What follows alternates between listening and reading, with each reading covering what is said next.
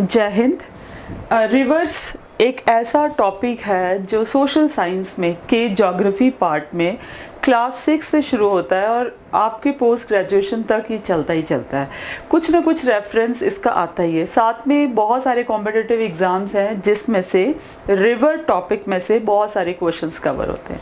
तो आज के इस वीडियो में हम अंडरस्टैंड करेंगे थ्रू पिक्चर्स कि रिवर अपने पूरे कोर्स में कौन कौन से फीचर्स को फॉर्म करती है। और इस वीडियो का जो लेवल है वो बेसिक रहने वाला है, मतलब बेसिक कंसेप्ट्स अगर आपको आते होंगे तो ऑब्वियस है कि आप थोड़े हायर लेवल में जब पढ़ेंगे ना तो आपको थोड़ा सा इजी हो जाएगा। ठीक है, इस कंसेप्ट को हम अंडरस्टैंड करेंगे इस पिक्चर के थ्रू।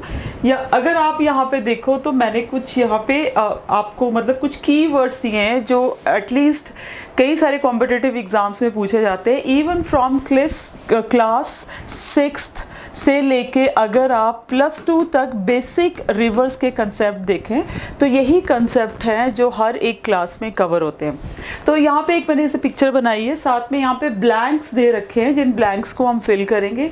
साथ में इन सारी टर्म्स को हम अंडरस्टैंड करेंगे। ये बहुत इंपॉर्टेंट कीवर्ड्स हैं जो नो डाउट अगर आप स्टूडेंट्स हैं सोशल साइंस के अप टू 10th क्लास और अगर +1 +2 में या ग्रेजुएशन में आप ज्योग्राफी पढ़ रहे हैं तो आप ये टर्म्स आपको ज़रूर मतलब आनी चाहिए और आप बहुत बार इनको देखते भी होंगे।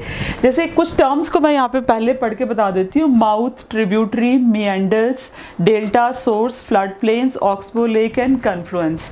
तो ये कुछ ऐसे वर्ड्स हैं, अगर आपको रिवर्स का टॉपिक अंडरस्टैंड करना है ना तो ये आना बहुत ज़्यादा ज़रूरी है। ठीक है, तो 1 by 1 इनको अंडरस्टैंड करेंगे और सीक्वेंस में नहीं अंडरस्टैंड करेंगे। लिख तो मैंने यहाँ पे दिए हैं बट जो मोस्ट इंपॉर्टेंट है उनको हम सबसे पहले कवर करेंगे।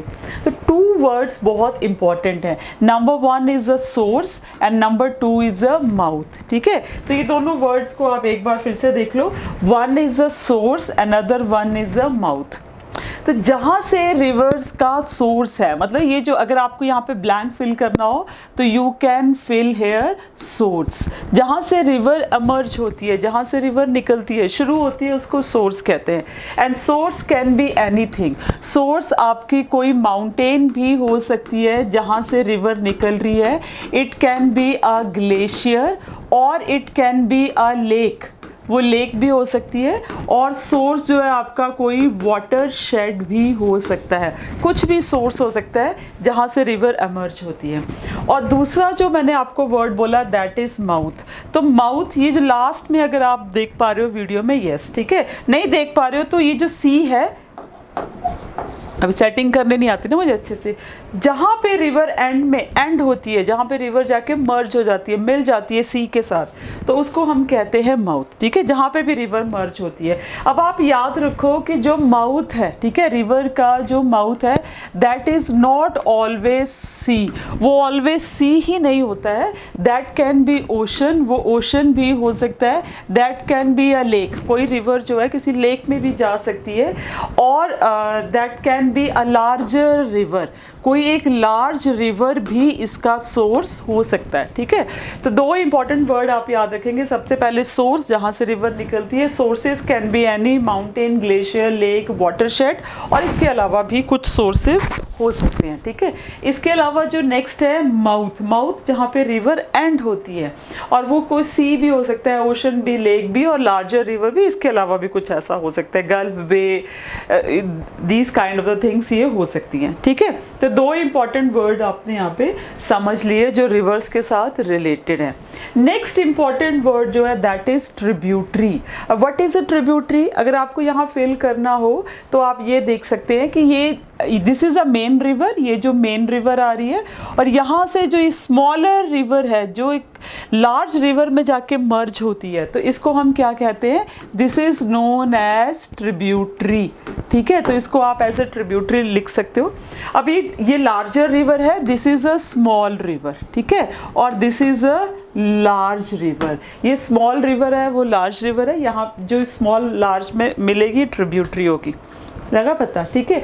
और सेकंड है, that is a very important word which is confluence. अगर लास्ट में आप देखो तो कन्फ्लुएंस आपको साथ में ही करवाना इसलिए ज़रूरी है कि कन्फ्लुएंस हम उस पॉइंट को बोलते हैं। अब ये पॉइंट दिख रहा है ना आपको, ये पॉइंट वो पॉइंट है जहाँ पे एक ट्रिब्यूटरी मेन रिवर से आके मिलती है, तो उस पॉइंट को हम कन्फ्लुएंस कहते हैं। संगम जिसको हिंदी में बोलते हैं, जैसे आपका प्रयागराज संगम सिटी है तो उसको आप संगम कहते हैं। अब ट्रिब्यूटरी जो है ना, यहाँ पे बड़ा इंटरेस्टिंग चीज़ हमारे सामने आती है कि जब एक छोटी नदी एक बड़ी नदी से आके मिलती है, ठीक है, तो आगे जाने वाली नदी का नाम जो है वो चलता है। जैसे गंगा में यमुना मिली, गंगा में कोसी मिली, गंडक मिली, सारी रिवर जब आपस में मिल जाती हैं तो आगे गंगा का ही नाम चलता है। बट यहाँ पे आपने हमेशा ये एक बड़ा ही हिस्टोरिकल सा कंसेप्ट आप समझ सकते हो कि जब दो नदियां आपस में आके मिलती हैं तो कौन सी नदी का नाम आगे चलेगा, कैरी होगा, इसके ऊपर ना बहुत सारी एक तरह से आप बोल सकते हो कि एक ऐसा नहीं कि कुछ भी आप अपने आप से कर सकते हो, कुछ कंसेप्ट बेस है वो, ठीक है। जैसे मैं आपको बता देती हूँ, मान लो कि दो रिवर्स आपस में आ रही है, दो नदियां आपस में यहाँ पे आ रही है, एक पॉइंट पे आके अगर आप देखो तो यहाँ पे ये रिवर्स मिल गई है, कन्फ्लुएंस है यहाँ पे इनका। अब आगे बनने वाली नदी का नाम क्या होगा, वो किस चीज़ पे डिपेंड करता है, वो कुछ कंसेप्ट पे डिपेंड करता है, उसका कुछ फंडामेंटल है, ठीक है। जिसमें सबसे पहला चीज़ है दैट इज लेंथ, कि उस रिवर की लेंथ कितनी है, मतलब दोनों में से किस रिवर की लेंथ ज़्यादा है। दूसरा इसमें होगा डिस्चार्ज। डिस्चार्ज का मतलब है कि कौन सी नदी कितना पानी लेके आ रही है, ठीक है। और थर्ड इसमें वाटर रहेगा कि ड्रेनेज बेसिन, वो कितने एरिया को ड्रेनेज वाटर प्रोवाइड कर रही है। ये तीन इंपॉर्टेंट कंसेप्ट हैं जो ये डिसाइड करते हैं कि जब दो नदियां आपस में मिलेंगी तो आगे जाने वाली नदी का नाम क्या होगा, ठीक है। इसके अलावा फोर्थ एक है जिसको ज़रूरी नहीं है कि फॉलो किया जाए, बट नो डाउट इसको फॉलो भी किया जाता है कि कौन सी नदी सीनियर है, मतलब कौन सी नदी जो है वो बड़ी है, मतलब पुरानी है बेसिकली, तो उसका नाम भी हम यहाँ पे करते हैं, ठीक है। जैसे मैं आपको एग्जांपल दे देती हूँ, यहाँ पे नंबर 1 आप एग्जांपल लेंगे, एक मैप से मैं आपको कोशिश करूँगी बताने की, दैट इज अब यहाँ पे अगर आप देखो तो ये हमारी गंगा रिवर है, ठीक है ना। तो गंगा रिवर तो ऐसे तो नहीं बनती ना, यहाँ पे दो हेड स्ट्रीम्स आती है, एक अलकनंदा एक भागीरथी, दोनों जब देवप्रयाग में आके मिलती हैं तो हमारी गंगा नदी बनती है। तो अलकनंदा और भागीरथी का दोनों की जो लेंथ है नियरली वो भी इक्वल है, वो ड्रेन भी इक्वल एरिया को करती है, उसका डिस्चार्ज मतलब वॉल्यूम ऑफ वाटर जो है वो भी सेम है, ठीक है। और सीनियर देखी जाए तो दोनों ही नदियाँ कहीं ना कहीं बराबर है। तो बाद में जो नदी बन के आती है that river is known as Ganga river. ऐसे ही हिमाचल में भी आप एग्जांपल देख सकते हो, टांडी नाम जगह पे एक रिवर है that is known as Chandra और भागा, टांडी में लाहौल में आके मिलती हैं तो आगे चेनाब नदी बनती है, ठीक है ना। ऐसे ही एक एग्जांपल मैं आपको और बताती हूँ, क्योंकि इसमें ये सब अगर आपने देखा होगा तो यहाँ पे देखना, ये ब्रह्मपुत्र है जिसको जमुना रिवर कहते हैं, और ये गंगा नदी का एक पार्ट है पद्मा रिवर। जब ये दोनों रिवर आपस में मिल जाती है तो आगे जो नदी बनती है विच इज नोन एज मेघना। तो ये रिवर जो कन्फ्लुएंस है, जॉइंट पॉइंट है, वहां पे आगे नदी का नाम क्या होगा वो डिसाइड किया जाता है, ठीक है ना। वेयर एज इसमें भी कुछ ना कुछ एक्सेप्शन है। अब यहाँ पे गंगा का और यमुना का देख लें, अगर आप गंगा की लेंथ, जब तक यमुना नदी प्रयागराज में गंगा से नहीं मिलती है तो कंपैरेटिवली कुछ किलोमीटर ज़्यादा है, ठीक है। ये 1100 किलोमीटर है, ये 1300 समथिंग किलोमीटर आती है यमुना। ड्रेनेज बेसिन देखें तो यमुना ज़्यादा ड्रेन करती है एज़ कम्पेयर टू गंगा। तो कभी कभी नाम रखने में कुछ स्पिरिचुअल एंड ट्रेडिशंस भी वेरी करते हैं, इसलिए हम गंगा का नाम आगे गंगा ही रहता है। ये कुछ कंसेप्ट हैं, ठीक है। अदरवाइज अगर बाकी आप देखें जो भी रिवर आके मिलेगी यहाँ पे, अगर वो स्मॉलर होंगी तो मेन रिवर का नाम ही आगे चलेगा। ये एक बड़ा इंपॉर्टेंट कंसेप्ट है, शायद बहुत सारे लोगों को इसके बारे में नॉलेज नहीं होता है, ठीक है। तो सबसे पहले हमने यहाँ पे क्या देखा कि this is known as source. इसको हम क्या कहते हैं, इसको हम सोर्स कहते हैं। जहाँ पे रिवर आके मर्ज होती है this is known as mouth, this is known as tributary, this point जहाँ पे आके रिवर मिल रही है, इसको हम क्या कहते हैं, दिस इज कॉन्फ्लुएंस, ठीक है, this is known as confluence, हो गया, ठीक है। अब उसके बाद नेक्स्ट जो हमारे पास आता है that is meanders। What are meanders? अगर यहाँ पे आपको meanders बताना हो तो अगर आप ये देख सकते हो बेंड, तो meanders क्या होते हैं, meanders are the bend of rivers, जो रिवर के बेंड्स हैं, ठीक है, या रिवर की कर्व्स हैं, उनको हम क्या कहते हैं, ये देखो meanders, ये सारे के सारे जो है वो these are meanders, ये meanders है, बहुत बार पेपर में क्वेश्चन आता है, ठीक है ना, तो curves are known as meanders। और यहाँ पे दो आपको टर्म मैं विद पिक्चर भी समझाऊंगी। उसके बाद जो नेक्स्ट है दैट इज ऑक्सबो लेक, है ना, ऑक्सबो लेक क्या होती है, तो यहाँ पे देखो आप कि जब ये meanders कट ऑफ हो जाता है, क्या हो जाता है ना, जैसे ये ऑक्सबो लेक है, ठीक है ना, ये है ऑक्सबो लेक, और इसको आप फिल कर सकते हैं meanders, तो दीज आर meanders, ठीक है, और ये ऑक्सबो लेक है। तो जब meander रिवर से कट हो जाता है और यहाँ पे पूरा डिपोजिशन हो जाता है सैंड सिल्ट का, तो जो एक कर्व है, ठीक है ना, ये देखो ना आप, ये कर्व है, ये कर्व जो है एक लेक का फॉर्म ले लेती है which is known as oxbow lake. देखो एक मैं आपको यहाँ पे पिक्चर से समझाती है, इसको ऑक्सबो लेक क्या कहते हैं। अब ये देखो, ये ऑक्स का बो है ना, तो आप यहाँ पे देख सकते हो, तो that is why it is known as oxbow lake, तो ये ऑक्स के बो की तरह दिखती है ना। ये देखो these are the deep meanders, ये meanders है। अगर आप यहाँ पे देखो तो ये meanders हैं और ये meanders कट हो चुके हैं, तो ये क्या बन गई है, ऑक्सबो लेक बन गई है। तो this is also one of the important depositional feature जो रिवर हमारे लिए बनाती है, ठीक है। उसके बाद नेक्स्ट आता है डेल्टा, ठीक है। अब व्हाट इज डेल्टा, यहाँ पे अगर आपको फिल करना हो तो you will fill as delta, इसको आप यहाँ पे फिल कर सकते हो डेल्टा। जो डेल्टा है बेसिकली ग्रीक अल्फ़ाबेट का फोर्थ लेटर है, this is the fourth letter of Greek alphabet, जिसको ऐसे लिखा जाता है डेल्टा, ट्राइंगुलर फॉर्म में, ठीक है। इसीलिए इसी को यूज़ किया जाता है मैथ्स में भी, साइंस में भी, ज्योग्राफी में भी, जो भी ट्राइंगल शेप है या इस तरह की चीज़ों को बताना होता है तो उसके लिए हम डेल्टा वर्ड बेसिकली ज़्यादा यूज़ करते हैं, ठीक है।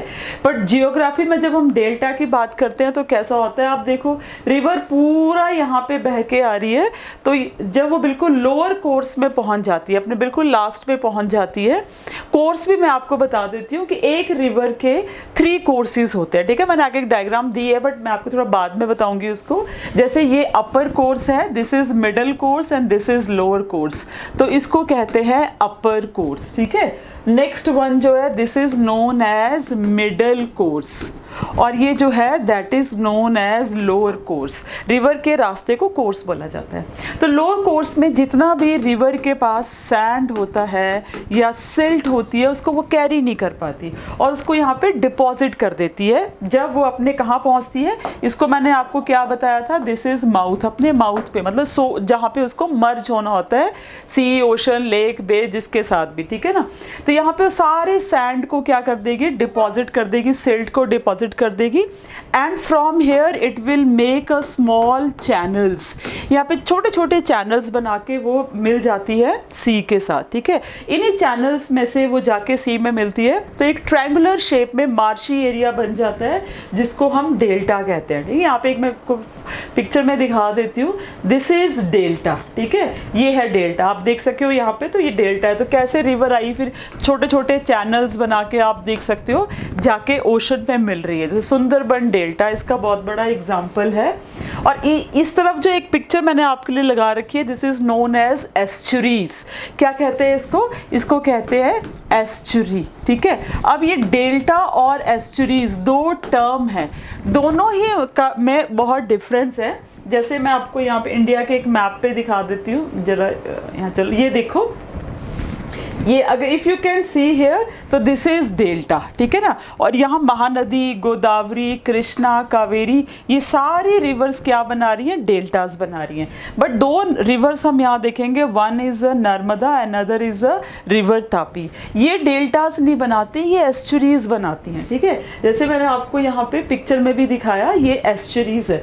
अगर आप इसको बड़े ध्यान से देखें तो आपको समझ आएगा कि estuaries are formed by the river जो जो ड्राई रीजन से फ्लो करती है, जो रॉकी रीजन से फ्लो करती है, क्योंकि यहाँ पे फ्लो करने के बाद इनके पास सैंड और सिल्ट ज़्यादा नहीं होता है, ठीक है ना, मड ज़्यादा नहीं होती है, डिपॉजिट करने के लिए अपने माउथ पे ज़्यादा नहीं होता है। तो ये क्या करते हैं, देखो ये इसका ओशन है, ठीक है, तो ओशन से ये रिवर कैसे मिल गई, डायरेक्टली मिल गई, डायरेक्टली यहाँ पे मिल गई ना, ठीक है ना। तो अगर आप यहाँ पे देखो तो जो रिवर का वाटर है ये कैसा वाटर है, दिस इज स्वीट वाटर, और ओशन का वाटर कैसा है, ये सॉल्टी वाटर है, ठीक है ना, ये सॉल्टी वाटर है, ये स्वीट वाटर है। तो जब स्वीट वाटर सॉल्ट वाटर से मिलेगा तो एक एरिया फॉर्म कर देगा, the area of brackish water, ठीक है, brackish water which is not very sweet, not very salt. तो ये जो ब्रैकिश वाटर वाला एरिया है इसको कहते हैं estuaries, which is very important for the wetlands. अगर आपने वेटलैंड्स पढ़ा हो 9th-10th किसी क्लास पे, या वैसे ही जीके में पढ़ा हो, वेटलैंड्स जो है वो that is a very important GK question भी है वेटलैंड में से, तो उसको आप देख लेना। तो ये बहुत बायोडाइवर्सिटी के लिए, बायोस्फीयर रिजर्व्स के लिए बहुत ही इंपॉर्टेंट एरिया है। तो एस्चुरीज क्या होती है, जब रिवर का वाटर डायरेक्टली जाके ओशन में मिल जाता है, ठीक है, तो एक ब्रैकिश वाटर एरिया बन जाता है, not very sweet, not very salty. Next term को अंडरस्टैंड करते हैं, what is the next term जो हमने यहाँ पे डिस्कस किया था, दैट इज़ माउथ हमने कर लिया, ट्रिब्यूटरी कर ली, मिएंडर कर लिया, delta, source, oxbow lake and confluence. अब हमारे पास आता है फ्लड प्लेन्स। तो फ्लड प्लेन्स, जैसे फ्लड प्लेन्स किसे कहते हैं, मैं एक पिक्चर में आपको बताती हूँ, आपको ज़्यादा अच्छे से समझ आएगा। फ्लड प्लेन की मैंने यहाँ पे एक पिक्चर डाल रखी है वैसे, ओके, तो ये है फ्लड प्लेन्स, ठीक है, कहाँ चला गया, these are the flood plains. अब यहाँ पे आप देखो, आपको दो पिक्चर दिख रही हैं। फ्लड प्लेन्स हम वैसे उस फ्लैट रीजन को बोलते हैं जो एडजेसेंट होता है रिवर्स के, रिवर के साथ में जो रिवर बह रही है उसके साथ में जो फ्लैट रीजन है उसको हम फ्लड प्लेन्स कहते हैं। फ्लड प्लेन्स क्यों बोलते हैं, क्योंकि अगर आप यहाँ पे देख रहे हो तो एवरी ईयर, अभी असम में आप देख रही हो कितना बुरा हाल है, एवरी ईयर यहाँ पे फ्लड्स आते हैं, सॉइल रिन्यू होती है, but that is also very productive area, agriculture के लिए ये बहुत ही प्रोडक्टिव एरिया है। Wheat and rice, sugar cane यहाँ की इंपॉर्टेंट क्रॉप्स है, स्पेशली नॉर्दर्न प्लेन्स की अगर हम बात बोले तो। फ्लड प्लेन्स इसलिए बोलते हैं क्योंकि फ्लड्स एवरी ईयर यहाँ पे आते हैं, बट सॉइल रिन्यू होती है, that is very important for the productivity, ठीक है।